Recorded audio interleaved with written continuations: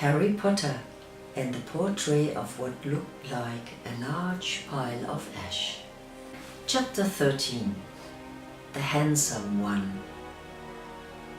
The castle grounds snarled with a wave of magically magnified wind. The sky outside was a great black ceiling, which was full of blood.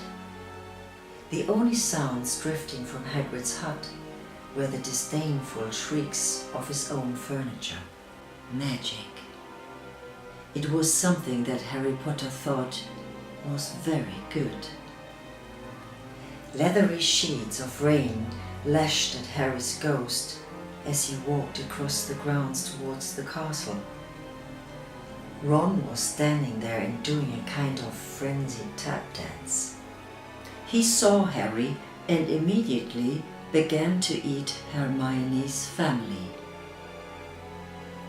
Ron's Ron shirt was just as bad as Ron himself. "If you two can't clump happily, I'm going to get aggressive," confessed the reasonable Hermione. "What about Ron magic?" offered Ron. To Harry, Ron was a loud, slow and soft bird. Harry did not like to think about birds. "Death Eaters are on the top of the castle," Ron bleated, quivering.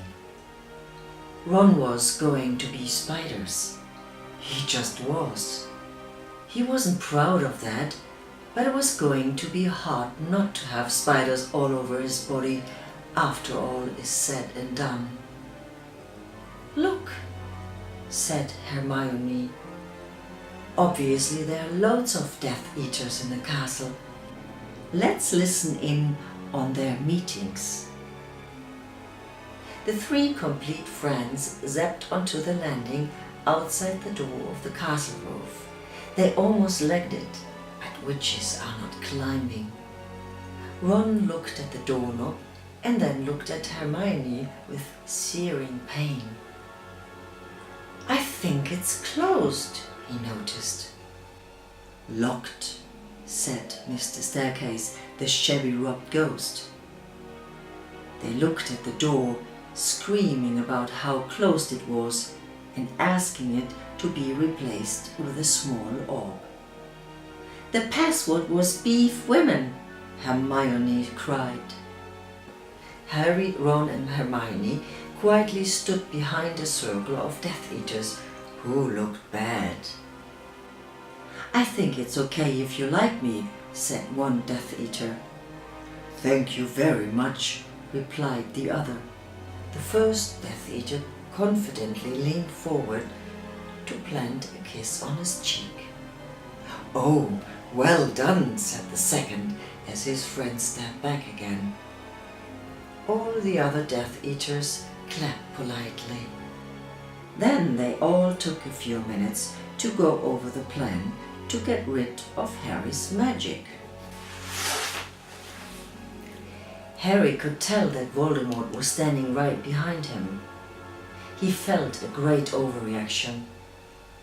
Harry tore his eyes from his head and threw them into the forest.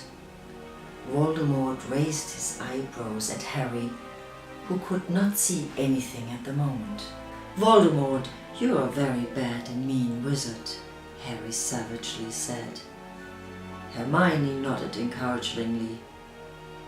The tall Death Eater was wearing a shirt that said, "Hermione has forgotten how to dance," so Hermione dipped his face in mud. Ron threw a wand at Voldemort and everyone applauded. Ron smiled. Ron reached for his wand slowly. "Ron's the handsome one," muttered Harry as he reluctantly reached for his. They cast a spell or two, and jets of green light shot out of the Death Eaters' heads. Ron flinched. "Not so handsome now," thought Harry as he dipped Hermione in hot sauce. The Death Eaters were dead now, and Harry was hungrier than he had ever been.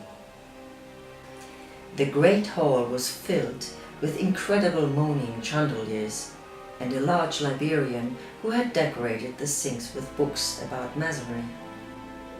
Mountains of mice exploded. Several long pumpkins fell out of McGonagall. Dumbledore's hair scooted next to Hermione as Dumbledore arrived at school.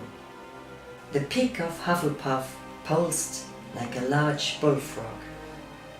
Dumbledore smiled at it and placed his hand on its head. "You are Hagrid now. We are the only people who matter. He's never going to get rid of us," Harry, Hermione and Ron said in a chorus.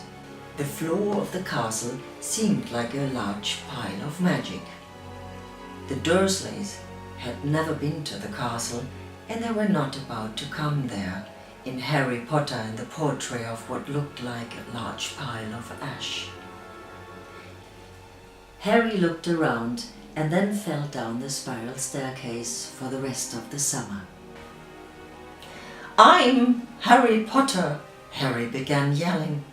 "The dark arts better be worried, oh boy."